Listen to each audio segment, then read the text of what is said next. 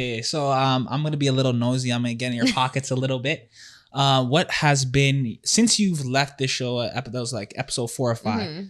What has been your best month in terms of revenue? So I had 2 high months. So high month, I would say in quarter 1 was March. Yeah. It was my highest month. It was 20K. Everything black on black. If I studied that facts on facts. Welcome back to another episode of the Black is the New Rich podcast. We're on episode 32 and we got our second repeat guest. Some of her know her as Sofia. I call her the content queen because she's killing it right now in the content game. She's done a lot since she's last been here. That was what? November? And then it got released in February? Yeah. Okay, so yeah, even though I kind of reintroduce yourself if you don't mind. Hello, everyone. My name's Sofia. Wait, which camera am I looking at? That's okay. It's that one, right? Yeah. Okay. I forgot. I'm getting shy. My name's Sofia. A lot of people know me as the content queen, but just really grateful to kind of be in this space and be back here and just, we'll touch on it. But I think the basis of who I am is just somebody who's confidently creating content and just showing up authentically in everything and anything that I do. Just aspiring business owners and entrepreneurs to be their most authentic self and make money while they're creating content. Jeez. Okay. So since we last talked, I believe you were just starting and you had your first maybe couple of clients. Mm-hmm. And now I see you everywhere. I have to turn you off because I see you so much. But I know I see you killing it right now. I see you shooting a bunch of different industries, content. I see you on TikTok, Instagram. You're always shooting. How did you get here? So it's interesting because I never thought this is where I would be. Mm-hmm. Initially, when I started, it was a small project. But I had dreams and I had visions and I said I wanted to work with at least 100 entrepreneurs by December of 2022. I passed that in May. Jeez. So it was pretty crazy. How I got here was a lot of discipline and not taking no for an answer. Mm-hmm. Networking my way around, but also building a community and relationships where people knew who I was everywhere that I went. 100%. And made sure that I was in the right rooms with the right people. And here I am. Okay. So I'm going to be a little nosy. I'm going to get in your pockets a little bit. What has been, since you've left this show, that was like episode 4 or 5, mm-hmm. What has been your best month in terms of revenue? So I'm getting in those pockets. You guys are going to get into my bills, okay? My revenue, and I'll just say this for disclaimer, my revenue was always very high, mm-hmm. but my expenses were higher. Okay. And that's what I expected in my first year of business. What they don't tell you is that your expenses, marketing costs, all that is always going to surpass. Okay, but I was like, it's cool with the money that I'm making. Okay, so Hey everyone, I hope you're enjoying this episode. Please remember to subscribe, comment, and like. Black is the New Rich. Get into it. Let's see. All right. Okay, so give me a number. Okay. And what was your expenses like? So I had 2 high months. So high month, I would say in quarter 1 was March. Yeah. It was my highest month. It was 20K. Okay. Congrats. Thank you. But then I kind of slowed down a little bit and went back to the medium ground of 10 for a few months. And then June, again, I hit 20K. So amazing. Yeah, thank you. And I think, so, I mean, it's kind of biased because both March and June I hosted events. So I think that had to play a big role because not only did I have my income coming in from my clients, my courses, my discovery calls, but also from a really large event that was a high ticket. So it played a huge role. However, all of that money was reinvested back into my business through marketing, collaboration, studio cost, equipment. True. So since I was last on the podcast, I was honestly just shooting with my phone and I had no form of equipment. I had my laptop. I didn't have an office space. So ever since then, I kind of tripled my expenses, but so did my income. So it evens out. Yeah. At the end of the day, because now that you got a new camera and you got some new gear, that'll last you a while. Price is going up. Yeah. Price has to go up when you purchase new gear. So I guess that initial purchase of that gear will kind of hurt a little bit, 100%. but then obviously it goes. And you have to see it all as it's all an investment in your business. Exactly. I don't see it as an expense. I do see it as an investment. So I just make sure that it does go back to the right places, and it's fueling my business and it's fueling my clients. So what different industries are you shooting right now? So initially, I started with coaches online businesses. Okay. And it was great because doing like courses and all that. Yeah, they were doing courses, or they were doing one-on-ones, like personal development coaches, mindset coaches, health coaches. Okay. And then I got into an incredible network. One of my clients introduced me to all of her clients, which were all medical estheticians. So that's one of my largest industries, and medical estheticians, specifically that industry, they have to use both of their hands to service. So essentially, content is a absolute impossible for them to do and get high quality. So True. Medical estheticians, hairstylists, personal trainers, fitness facilities. I see the real estate too. Real estate has been my newest and favorite adventure. Okay. I've had a lot of digital marketing agencies contact me and work with them.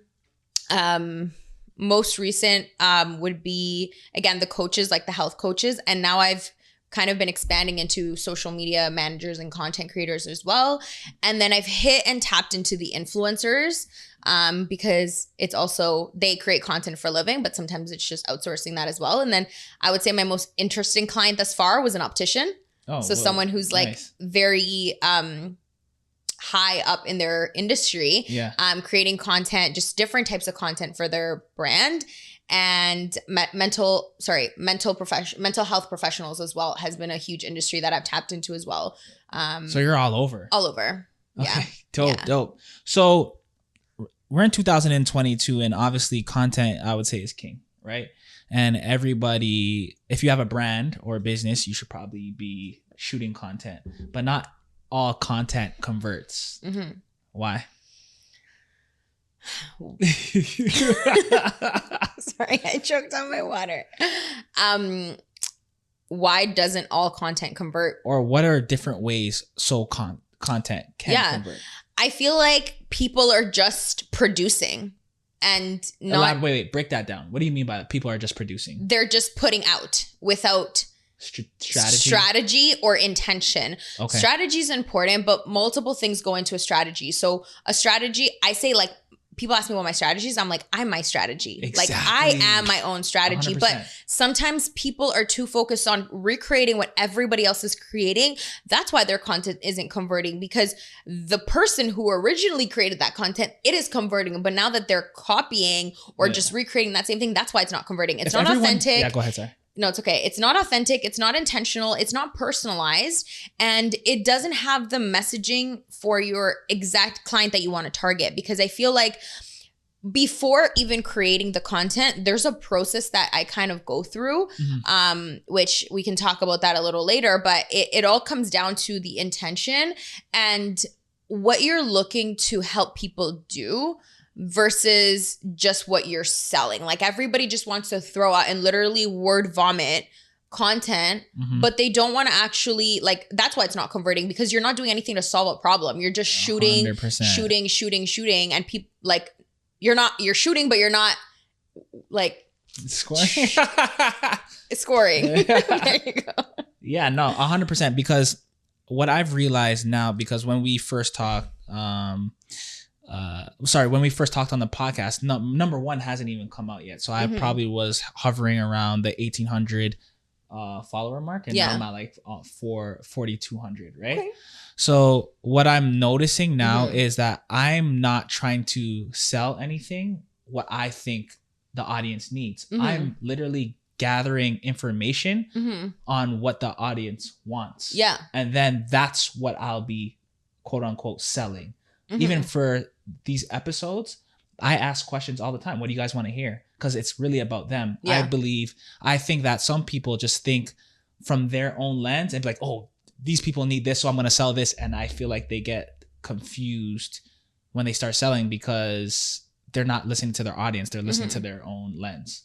Yeah. And essentially, you're not your client. Exactly. So you're not going to sell to you, because if you were making content for you, then you would make it how you want to. But ideally, you're not trying to sell to yourself. Exactly. You're trying to sell to your ideal client. And that's what people don't know. They don't know who they want to serve and who they want their client to be. Yes. And so in speaking to everybody, you speak to nobody. 100%. And that's the biggest thing that I'm glad you're doing, because you're speaking to one person at a time. Mm-hmm. There's one person who needs to hear the specific message. Everyone's hearing it, but it's for one person. Mm-hmm. So you're really tapping into what that person needs. And essentially you're targeting that client and that person, nurturing them. And that's why it's going to convert. It's funny how you just mentioned that one person, because before actually starting the podcast, I did a podcast plan and I created an avatar. And that avatar has an age, has a name, what type of lifestyle they're living. And I had to ask myself, are there a lot of this type of person in the world? And so that's who I serve to every time I speak on this podcast. I feel like people don't do that. Hey, everyone. I hope you're enjoying this episode. Please remember to subscribe, comment, and like. Black is the new rich. No, people don't do that because they think the more people I can attract, the more people I can sell to, the more money I'll make. No, it's not like that. But you can sell to 10 people and make $10,000, or you can sell to one person and make $10,000. Exactly. And to be honest, I'd rather sell to one person and make $10,000. So I think people have it all twisted. There's something about volume and quantity that's making this generation thrive. And I think we need to kind of take it back a notch and realize that there is one specific person who we can sell to, speak to, add value to, bring into our community that actually is your ideal client. And maybe there's multiples of them, and that's amazing. But first you need to know who it is that you want. And and you're not asking me what I want to tell you, and I'm going to tell you guys, because I narrowed it down so specific who my ideal client is. My ideal clients are everywhere in my inbox. Yeah. They're in my inbox. They're watching my content because I'm speaking to that one client. Yeah. Turns out they're out there, right? Yeah. Okay, cool. So you mentioned volume and quantity. Obviously, with content, you can pump out content. Like it's unlimited. Is there a number where people should strive for, or because I pump out a lot of content? Yeah. Because I do a long form content, then I just chop it up and I put it into reels. That's why I encourage everybody to get their own podcast, because then you'll have endless content. Yep. I think there's different types of content. What you have to look at is human behavior and people and how they are. So for me, I like to listen. There's two ways that I learn, and there's two ways that I am my buyer type. So I kind of talk a lot about this with my clients when we do our work and our strategy together is what is your buyer? Like, who's your buyer and how are they buying? So again, with podcasts, it's visual, but you also have the audible experience and you have the visual experience.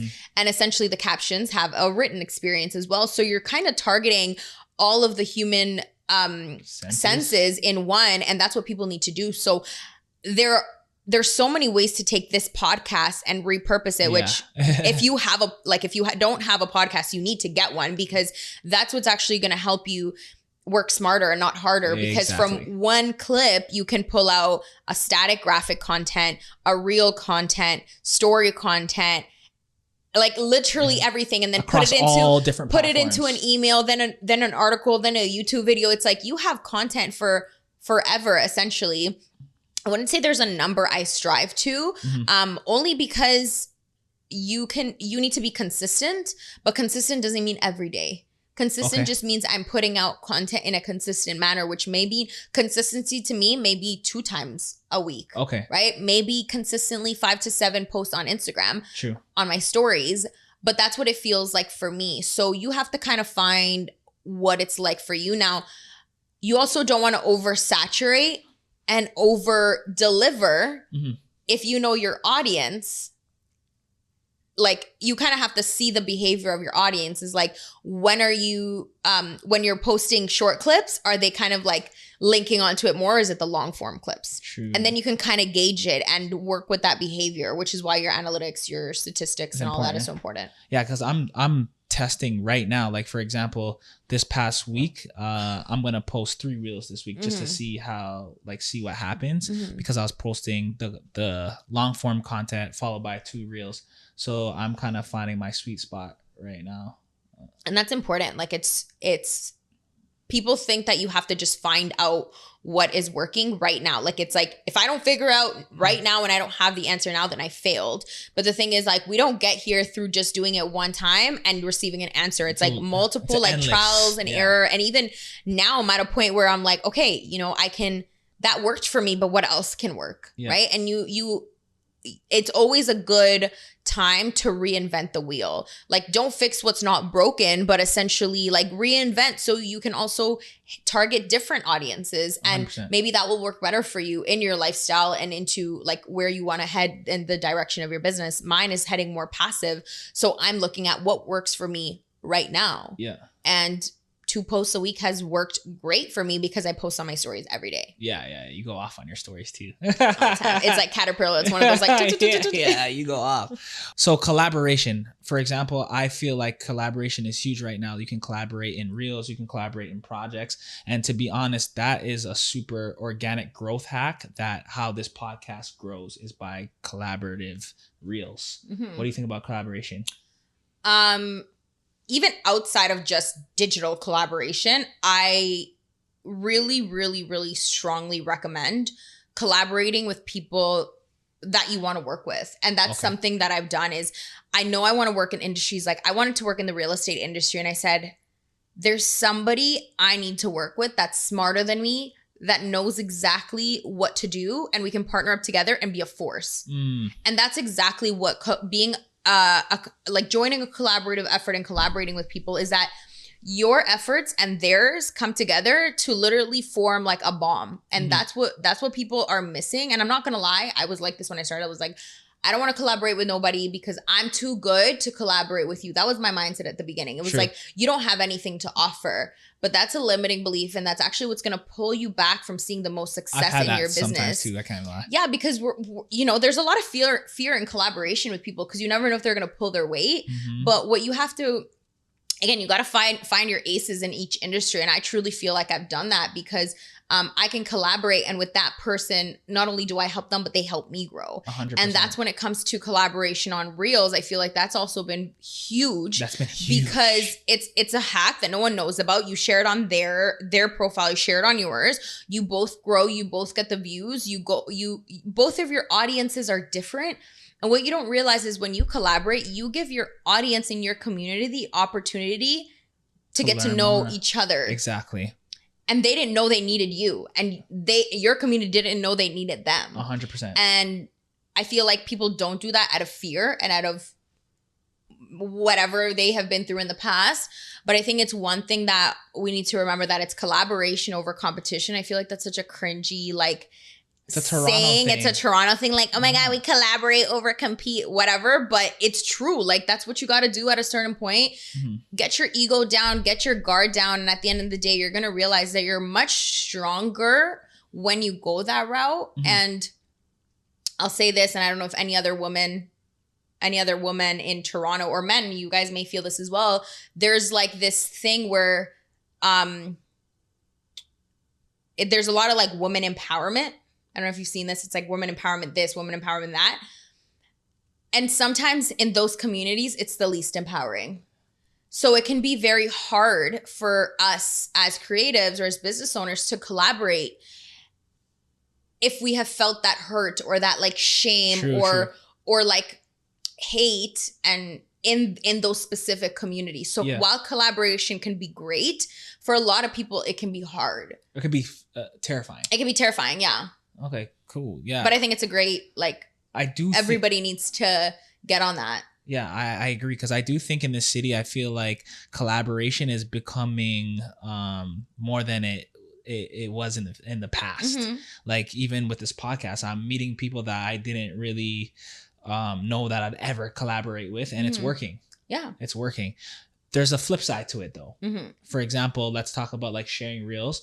I think that like even Damien has been on me about like, you know, creating a contract so people can fulfill the collaborative effort, because 100%. Some people don't, let's say they don't post a reel when we verbally agree to that. And then it kind of, I wouldn't say like a sour taste in my mouth, but it kind of depletes like the mission of the purpose of what we're doing.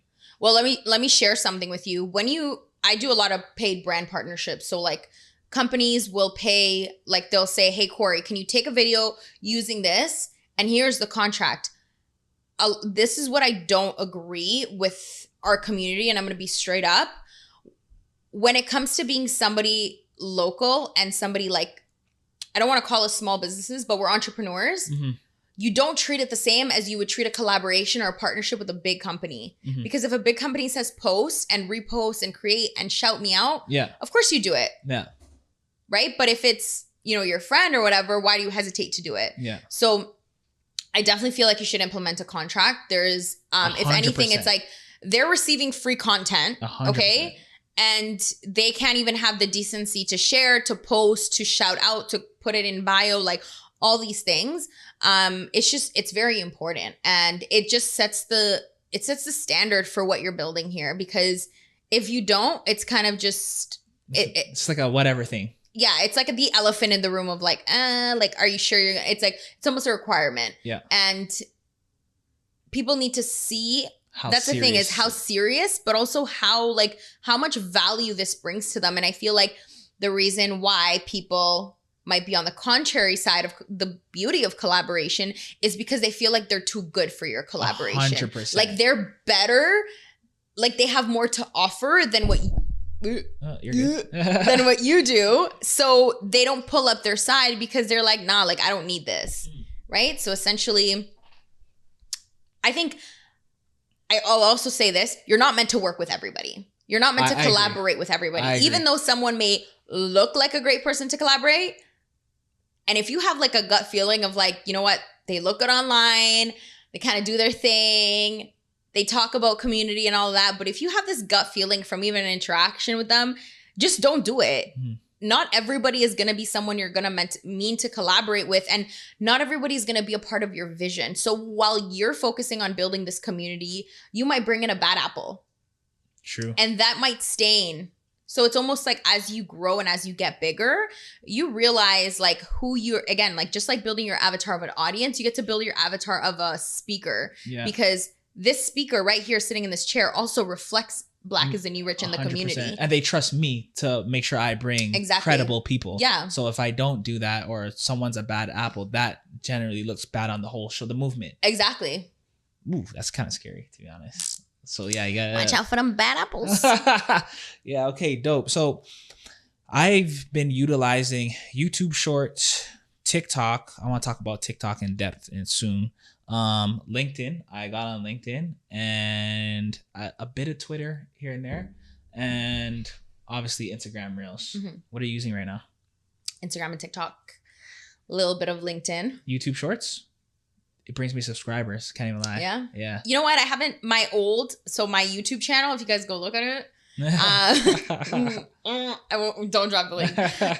It's just dance videos and true. Dance journey. So I haven't. For me, if I am all like, this is just like a characteristic, call it good or bad. Yeah. I'm a shiny object type of gal. What does that mean? Break that down. For example, I may be doing Instagram. Okay. Right. And like, this is actually what happened. I heard like LinkedIn was popping. So I went to go do LinkedIn and I put like, I go hard with what I'm focusing on. Right. Okay. So then I kind of dropped Instagram. And I put all my eggs in LinkedIn. So you like to jump ship. Exactly. It's just straight up. I'm just being straight up. Anyone else? Because it's just, you know, if somebody's like, go on LinkedIn, then you go ham on 100%. LinkedIn. Or somebody's like, yo, TikTok's where it's at. You neglect Instagram and then you start posting on TikTok. I feel like all platforms are equally as great. 100%. Me, I generate different audience per platform. And that's something that will work for you, right? Like you will attract different clientele and viewers or speakers on LinkedIn, then Instagram, then TikTok, then YouTube. There's different audiences and different avatars, right? For me, I attract, so my TikTok following is essentially very, I get my inquiries on TikTok, but I nurture on Instagram. Oh, so use a funnel. So it's almost like a funnel for me. I always like Instagram is my go-to and I just repurpose on TikTok. Mm-hmm. And that for me has worked really well because I post the same piece of content on TikTok and on Instagram, and they bring two different reactions. Yeah, so, me too right now. Yeah, which is essentially like that's what you're supposed to do. But for me, like, again, I jump ship. So if I'm learning and I'm seeing the growth on YouTube, I'm going to stay there. And then it's like, what about Instagram? What's going on here? Right. So, I mean, ideally, I'd just love to have someone manage. Like, I'd love to start, like, I want to start my own podcast, to be honest. You need one. But I'm going to need you to manage it. And I'm going to need you to do it all. Because honestly, that's just something that, like, if I'm fully focused on it, that everything else is just kind of on the back burner. Yeah, 100%. Straight up. Actually, I heard Gary Vee say this. He's like, go wherever the underpriced traffic is. And what he means by that is, like, for example, like YouTube Shorts is underpriced right now. Because what these companies do when they want to push something, they'll let you go on the algorithm. They'll, like, for example, that's why, for example, I got in at a cool time on TikTok and I got to 24,000, but now it's changed. So now when the big companies come to these platforms, now it's going to cost way more to get that same type of traction. So his advice was go to where the priced traffic is. So, like, for example, YouTube Shorts right now, LinkedIn right now, until they start blowing up, and then because obviously they want to get their ad dollars in, right? They want their ad money. So I thought that was a good gem that I heard, to be honest. So jumping ship is actually good. I'll take that as a good thing. Yeah, no. So, like, for example, like, if you even take an Instagram, like, big companies pay millions of dollars for their ads. There's no way that if you have 1 million followers and someone has 1 million followers and paying for ads, that you guys are going to get the same type of traction. There's no way, because they got to make their money too. So that's how I kind of, like, look at it from their perspective. Why are they going to push my stuff right now on this platform? Instagram is super busy and there's big companies here, when I can go to YouTube Shorts, get my subscribers up, and go where the underpriced traffic is. I feel like Instagram's also kind of underpriced, though, because everyone... It can be. Well, everybody is now leaving Instagram to go through all these platforms. It's like, what's going on Instagram? And Instagram's always coming out with new features that they want to push. So, for example, Reels are fairly new, couple years. So they're pushing Reels right now. Pushing until they... find something new. And they did find something new, because I start to notice it from my American followers or American people who I follow. The subscription. So that was actually, they stole that from Fanbase. Yeah. So Fanbase was a new app, so it's subscription based. Yeah. So you can get exclusive content, or you can offer exclusive content for your audience. And now Instagram implemented that. So that is, I guess when we get it, who knows when we get it, but it'll be undervalued till it gets crazy. Yeah. I'm a jump ship. Yeah. So are you using everything right? Oh, so you said I'm using Instagram, TikTok, and like LinkedIn. I started my profile because essentially I do want to target different audiences, right? Like, I'm on LinkedIn to target the big dogs. Okay, yeah, for sure. And I'm targeting companies. Like, there's so many companies that need strategy, consulting of what to do with the digital marketing strategy, how to speak on stories, because a lot of these, that's the thing, is not every business is a creative and not every creative is a business owner. And 100%. These large businesses, which are on LinkedIn, require that, but they don't have somebody. I honestly haven't seen anything like what I do. And so that's why I feel like tapping into that LinkedIn space. And I kind of have that, like, this setback about LinkedIn, because I don't deem myself as, like, this professional. Okay. I'm kind of in this little limbo of, like, am I professional enough to be on LinkedIn? What does that even mean? But I feel like, like, what does that even mean? Like, do I need to be a specific somebody to give a specific service to a certain individual? And I feel like that can be, and I'm just being fully transparent, because I feel like a lot of people feel this way. It's like, who am I to give this type of service to, like, $1 million company? So, well, why not me? Yeah, when I hear that, like, the professional, right? I think as you're professional when you know more than most. Yeah. And you know more than most when it comes to this content creating stuff. So that's professional to me. You know, do you agree? Thanks. So we talked about YouTube, yeah, you got to get on YouTube Shorts, because honestly, like they're pushing that algorithm. You're gonna do my YouTube Shorts? Yeah, they're pushing that algorithm. So let's talk about like building a community. I think that's super important here. We're building a community, and I see how it's starting to work out. And I do see some other businesses, and I think they oversell. They're just always, whatever product they have, they're just, every post is about them selling. They're not really providing value for their community. And I do feel like it's hurting their progress. What do you have to say about building community? I think people have started building community because that was like the whole fad thing to do. Everybody was selling something about building a community. And that got so saturated, it was annoying. Okay. Because now the product became building a community.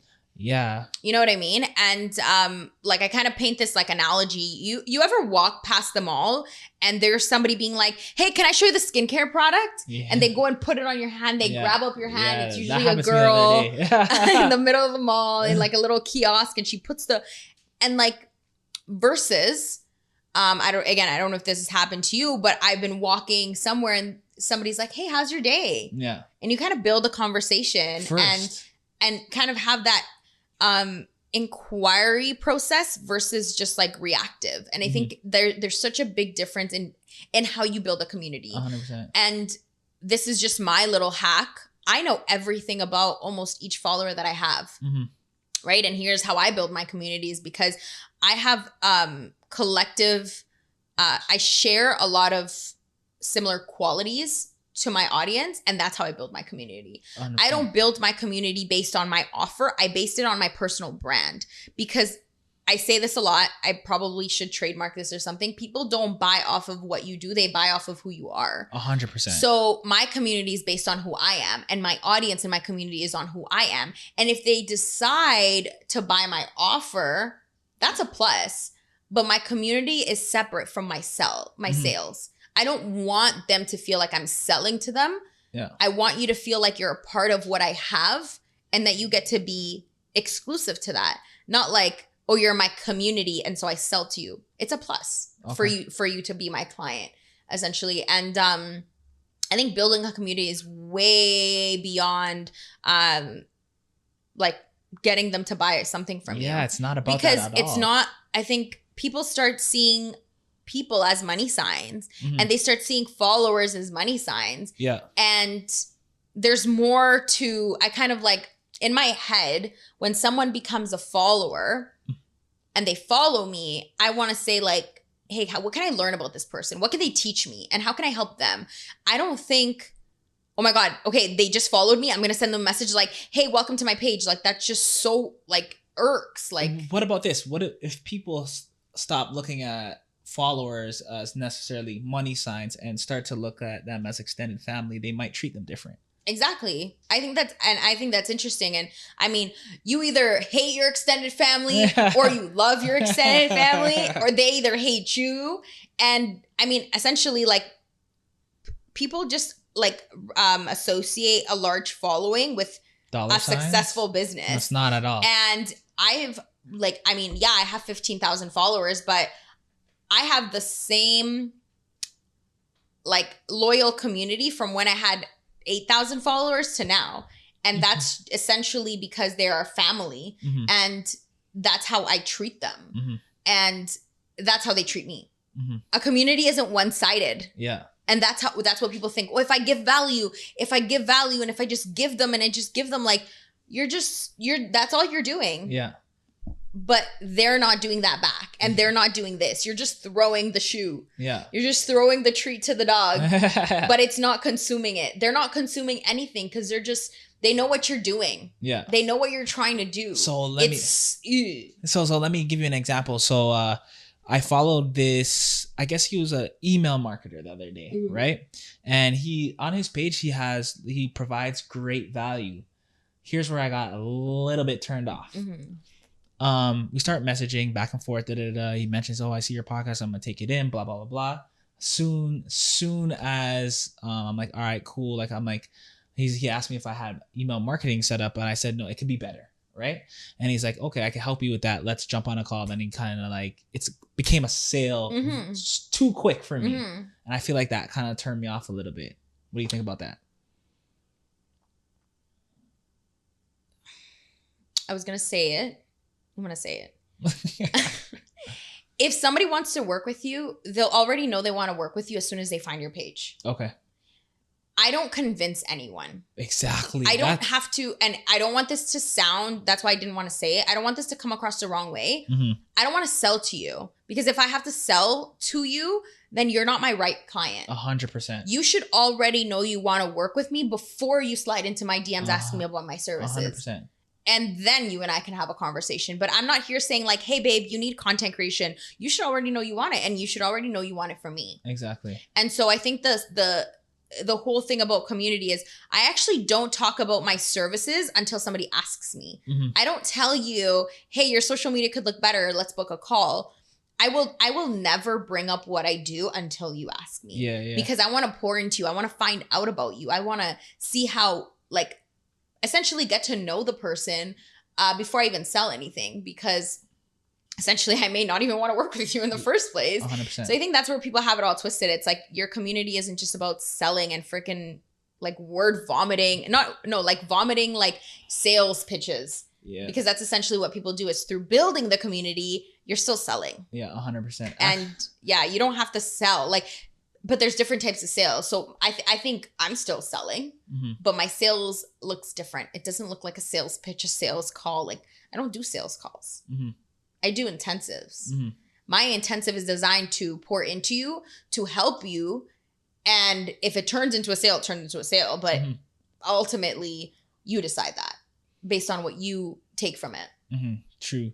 So one of my online mentors, his name's Myron Golden, and he always says, like, when people ask what does he sell, he says nothing, literally nothing. And then he flips it and says, I give whatever people need. And that's essentially what you're saying, right? You're good. Yeah, that's essentially what I say. Like, I've had a few people say like, hey, so what do you do? I'm like, whatever you need.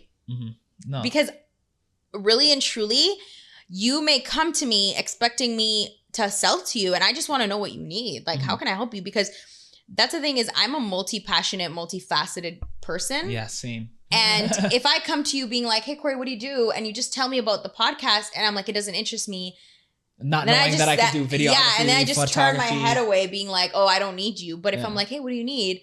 You're like, oh, well, I have a wedding coming up and I need a photographer. And you're like, great, that's exactly what I do. Anything else? Yeah. And then I just kind of have my list. So then it's like you kind of push people through. Likewise with me is, if somebody came to me being like, hey, what do you do? And I just tell them I'm a social media strategist or content creator, I forget the side of me that's a Christian, that wants to pour into you. That's a believer. That's a dance instructor. That's a social worker. Like, I kind of leave all those avenues. And so maybe that person needed that, but instead I sold them that. So that's where I go back to my first statement of, be a person that inquires, not a reactive person. True. Because I'm going to instantly react to your question. Oh yeah, I do this. True. Hey, what do you need? Makes sense. And that's where the community building really starts. Makes sense.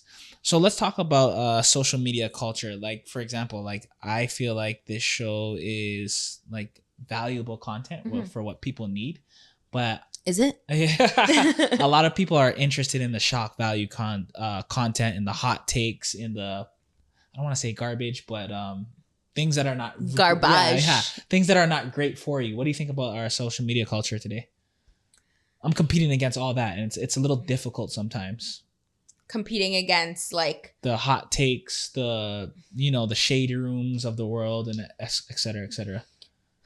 So I think I said it in like my first statement, is people are going to digest and interpret your content based on what they need to take out of it at the moment. So I may come to your page for a specific hook. Like, I saw that podcast and being like, yeah, that's exactly what people need to hear. And that's what, like, that's essentially what hooks your audience, right? A lot of people are focused on, the shock value. They hook it, right? So people come on. But if there's nothing of substance there, you're just going to get stuck there. And that's where the social media culture of toxicity and negativity and social media is so negative. I love social media. I can come on my social media and say, I don't like this, I don't want to watch this. I don't want to do that. Nope. Mute. Unfollow, mute, block, report, Yeah. because that's not me. And I know the kind of information I want to digest. I don't like the shock value stuff. Or the shock take. Like hot, whatever you just called it. Shock value. It literally feels like I am being like, I mean, I've never experienced before, but being like, I've never done this before. Sorry. Oh shoot. You're good. Sorry. My bad. Content life. Cut. No, you know that, what do you call this? Bow and arrow? No, the slingshot. Yeah, slingshot. That. Like somebody's targeting me. That's what it feels like. And it's good to hook somebody in, but then what substance do you have on it? So personally, I feel like a lot of pages. Because you feel like it's not you, or you're trying to hook them on something. I'm trying to hook them on something that doesn't align with me. So in doing that research and that inquiry process before is like, who do I want to be? Who do I want to speak to? What do I want the message to be? And how do I want my audience to feel? Then when I create, I actually know, I go straight into the feeling. Do I want you to feel encouraged? Do I want you to feel put down?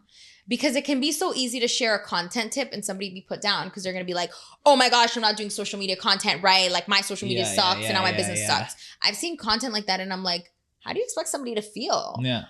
Versus I want you to walk out with this video feeling encouraged, feeling empowered, like you can do it.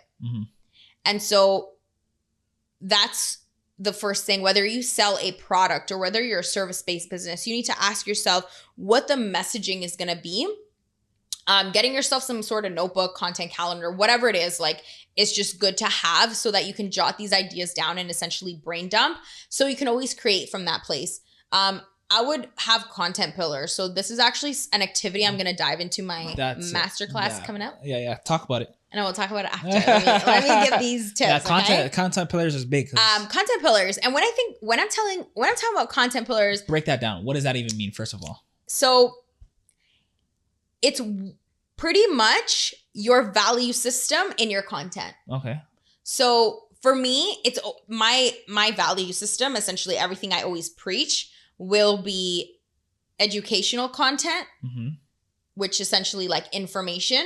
Then there's like value inspirational content, which it is what it is, value inspiration. And then I have entertaining content and like lifestyle, because essentially who I am breaks down into those.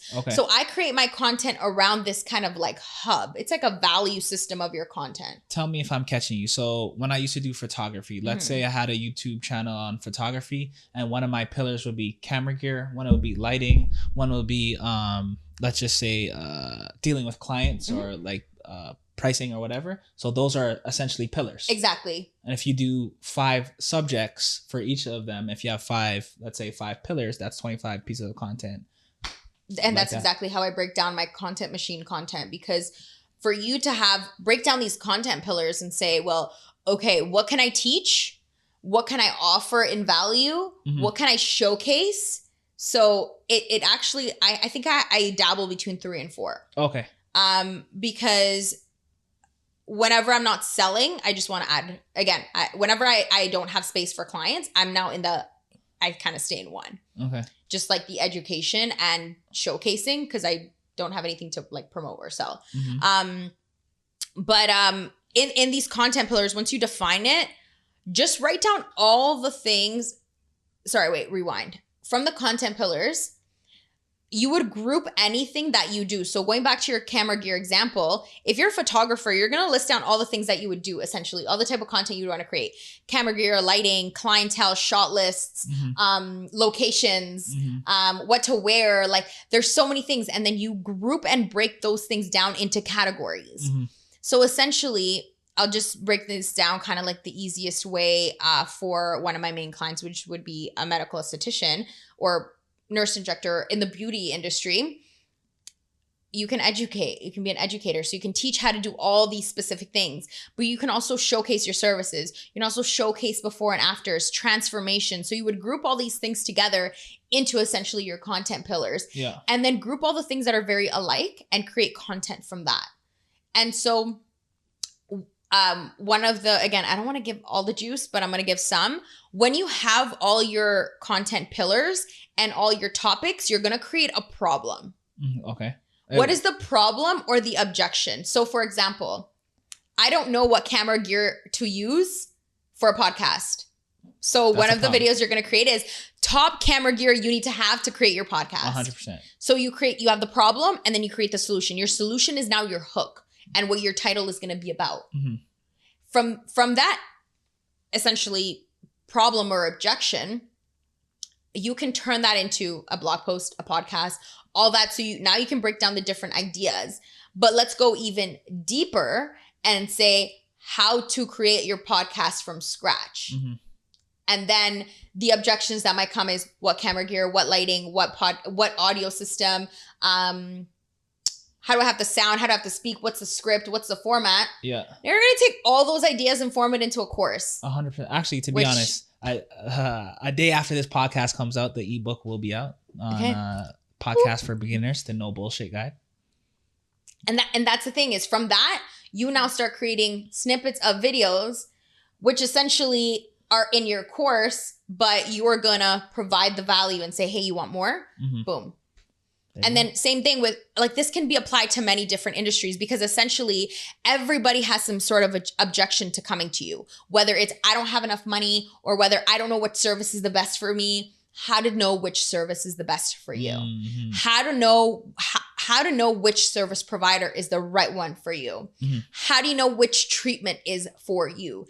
And then you break it down from there. So essentially the hack is you start with who you are, what your messaging and your language you want it to be, who you want to speak to, what are your content pillars, and what are the problems that you're solving. Because people focus on selling the offer and not the outcome. Exactly. What I want people to start doing is showcase the outcome and sell, like, even though I don't like the words sell, it's like almost showcase what it's like to work with you, what it's like to receive from you.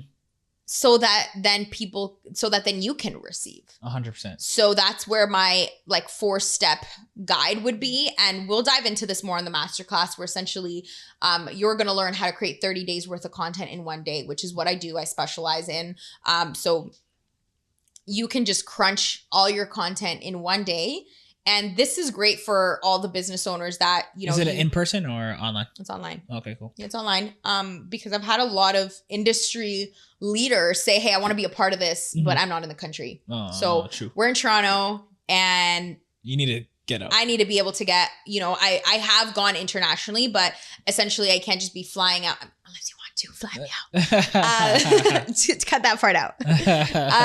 I can't essentially be going everywhere. So this is an opportunity for everybody to be here together, learning and actually applying. Here's the thing that a lot of courses, and I have this like, you know, what do you call that? Like I'm trying to use all these analogies that I can't, you know, they don't come to the tip of my tongue, but I essentially have this hesitancy of always putting out content masterclasses and courses because anytime I take one, I feel like I'm just left dry.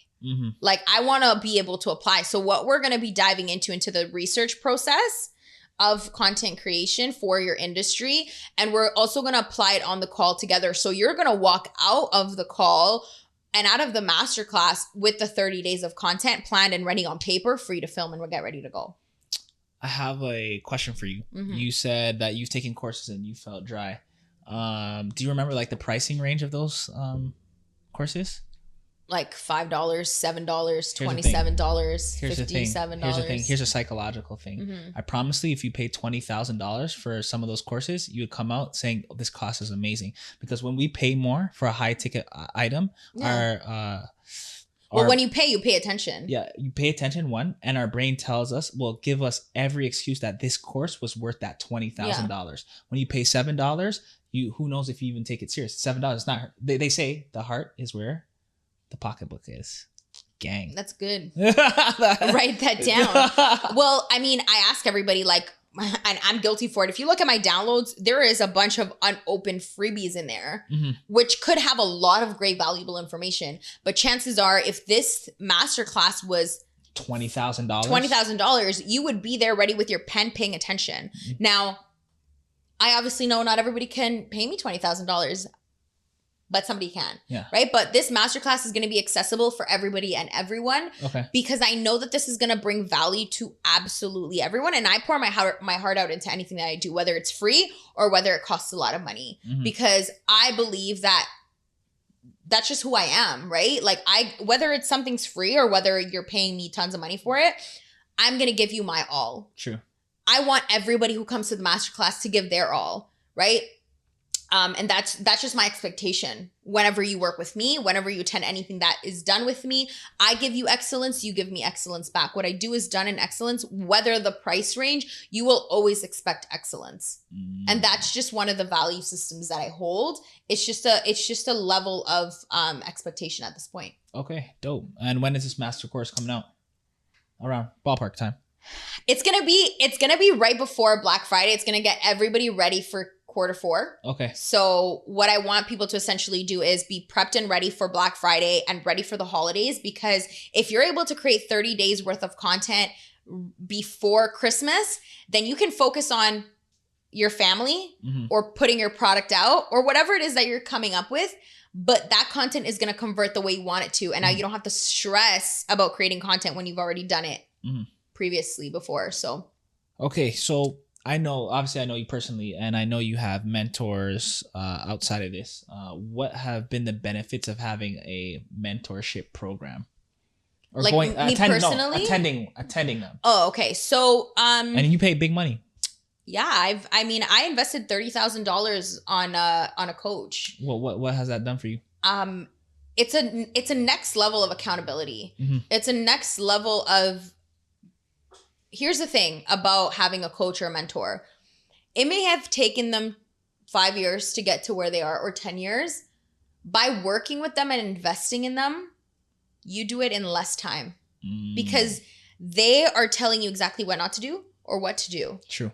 And so when you invest in a coach and you invest in mentorship, it's not just about you. It's about who's coming after you. True. So I know that as I invested in that program, I didn't just invest for me. I invested in it for my clients because who I am as a result of this program and what I receive out of this program, I pour into my clients, I pour into my family. So automatically everybody kind of benefits from that piece, right? Like everybody's eating.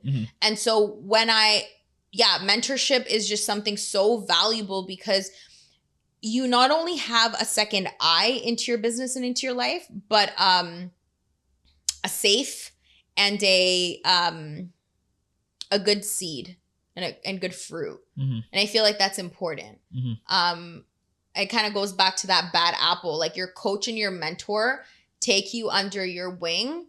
They're not meant to save you because you're going to make those mistakes and you're going to have to learn from them. But they're there to be your helping hand. And just kind of make, I don't want to use the word easier. They just help make things lighter. True. And they've been there before. They know exactly the mistakes that you're going to make before you even make them. But the beautiful part of having a coach and the mentor is that they learn from you too. So you actually become a teacher to them as well.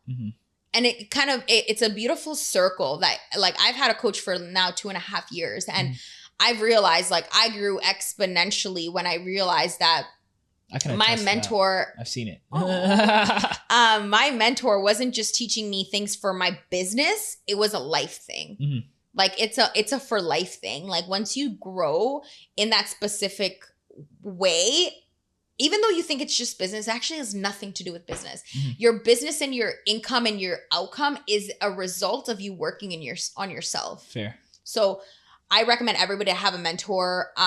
But here's the thing is not everybody can have a mentor because I'm going to hurt some people. I don't know how many people have, and I've done this as well. And if you're my personal trainer watching this, I'm sorry.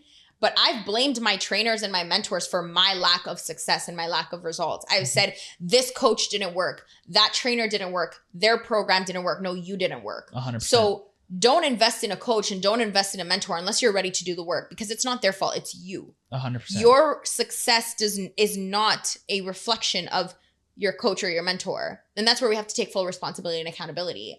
I've had multiple mentors, but until I was ready to reframe myself and do the work and not expect somebody else to do it for me.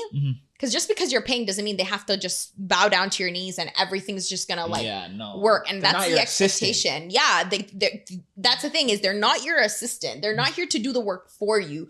You gotta do the work based on how they're helping you and supporting you. So, I mean, again, I used to be the type of person to say this program didn't work, that coach didn't work. Like, I'm not saying that there isn't bad coaches, because there is. So choose your mentor and your coach wisely. But 100%, once you find the right coach and the right mentor, you landed yourself a golden ticket. Amazing. From the last podcast that we shot in November till now, what do you think your biggest lesson has been? Damn, I have so many. Honestly, here's the thing is, like, you learn so much because, like, it's almost like you just have to, you get thrown into it. Like, I got thrown into business.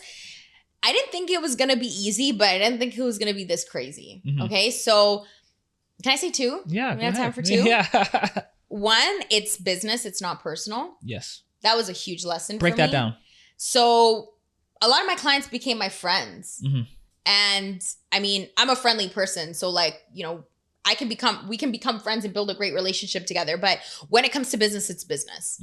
And here's the thing, is a lot of emotions can come through friendships, especially when, you know, you build, you're helping somebody build their business and build their income. Like, you essentially, I spend a lot of time, I talk to my clients more than I talk to my family at some points, right? Because we're working on their strategy, we're working on their social media, we're working on their mindset, we're posting. So we're in contact a lot, where we get to know each other personally.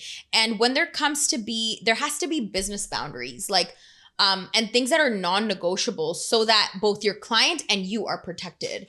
And so I remember when I first started, things got personal with my clients, and it was almost like I would take things so personal into, like, my craft and say, like, and almost feel attacked in my craft. Like, it was me, but it was just business, you know, like, it had nothing to do with our relationship. And I feel like that lesson allowed me to not burn bridges, right? Because it's very important to keep healthy relationships with everybody if you can. But also be able to balance the two, so you're not caught, you don't feel this, like, heaviness. Now, I'm still working on it, because again, like, when contracts get set in place and there's money involved, like, you know, things can get a little bit serious. And so, yeah, just the balance of, it's business, it's not personal, not to take it personal, because it has nothing to do with you or your character, rather the business. And then two, I would say, like, I just need to ask for help. Like, even where I'm at, like, I tell this a lot to everybody else, but I don't feel like it really, like, engraves in me 100%, is that alone you can go so far, but together you can go much farther. And so I've been burned. And so I think that's, like, a little trust issue in me, that I don't want to ask for help. But I've realized how much I've grown, and how there's a difference between growing and scaling. 100%. And the only reason why I've been able to scale in my business was because I had help. And really and truly, like, it's like, we think we're so big, bad, and boss because we do things alone. Actually, that's the weakest place to be. That is the weakest place to be. It's the weakest place to be, because you're burnt out, you're tired, you don't end up loving what you're doing.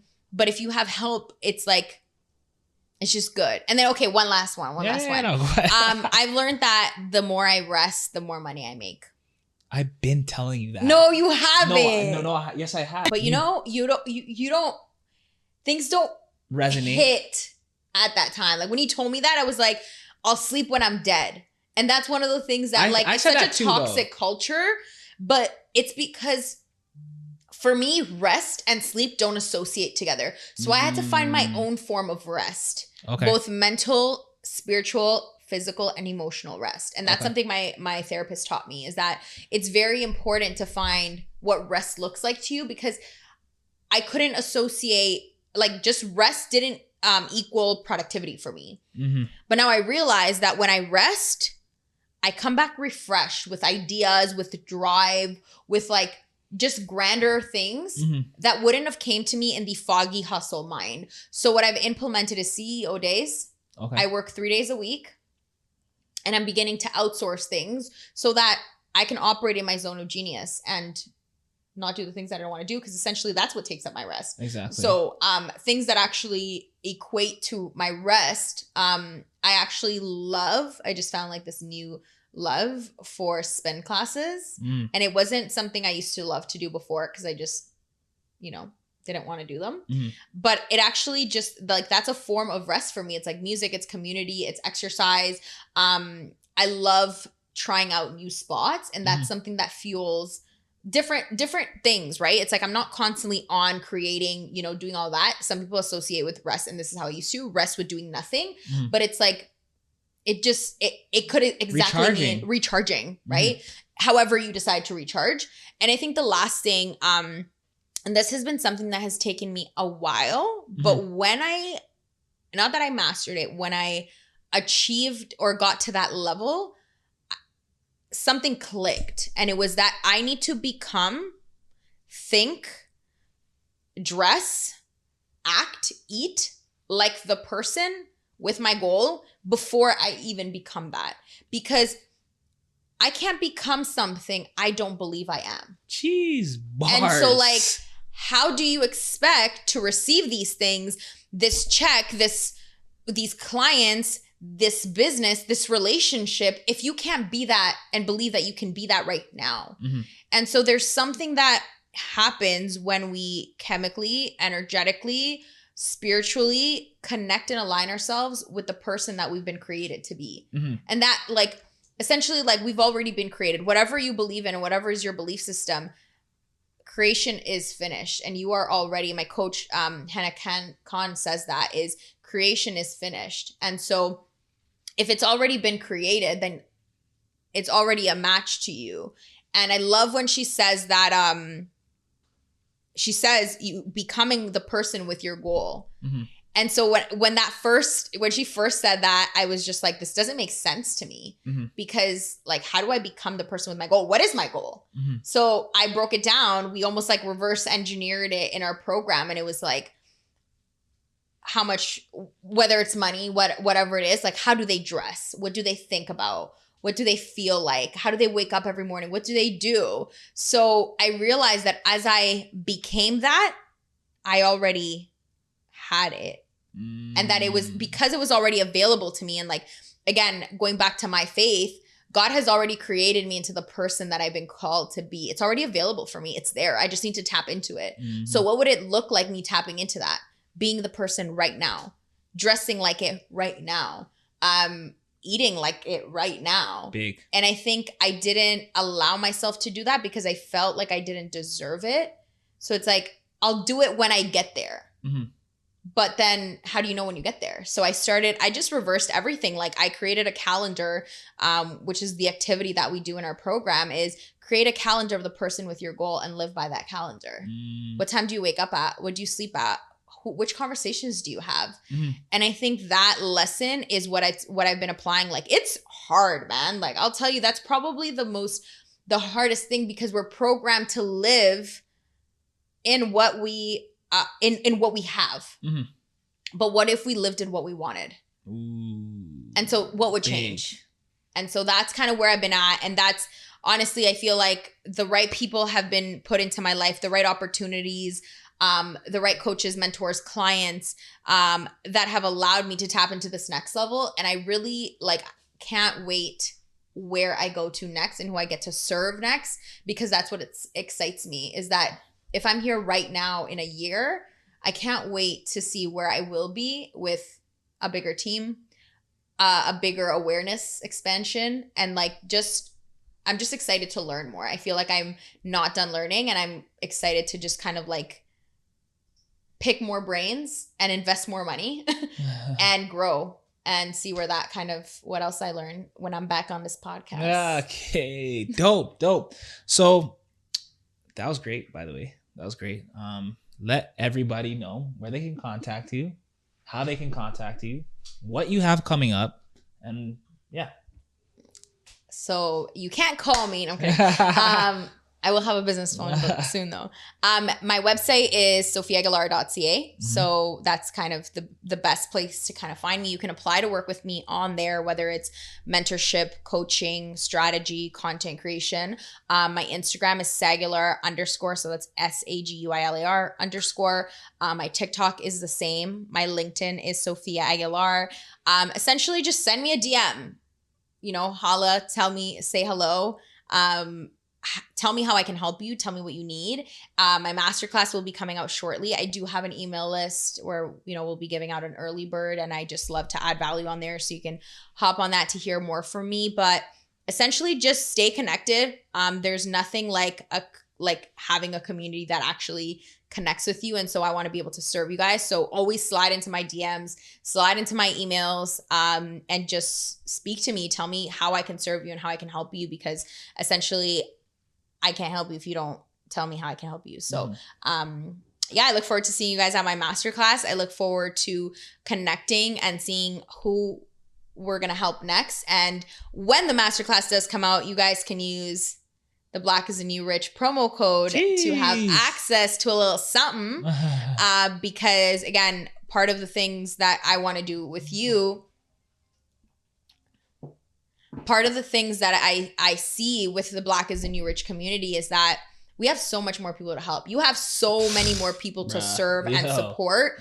So if we're just like, you're just getting started. I know when we created the fourth one, it was like, wow, we're just getting started. No, 32, 33 is just getting started as well. And so if there is a community I want to pour into, it's yours, and vice versa. I know my community will just come right back and give you the love back tenfold. But I feel like there's still more people that we need to reach. So that's where it comes with people sharing, liking, sharing with you who they want to see on your podcast. Like, I ask all the time. It's so important that you guys as viewers actually come back and say, hey, I want to hear this person, because from you hearing, and it's proximity at the same time, like you having people in this chair means that this chair is just much more valuable. 100%. Like, this chair just became much more valuable with me sitting on it today.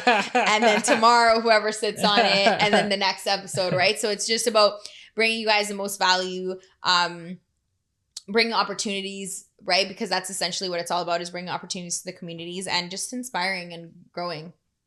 Lit. All right, bet. Episode 32. Everything black on black. If I study that facts on facts.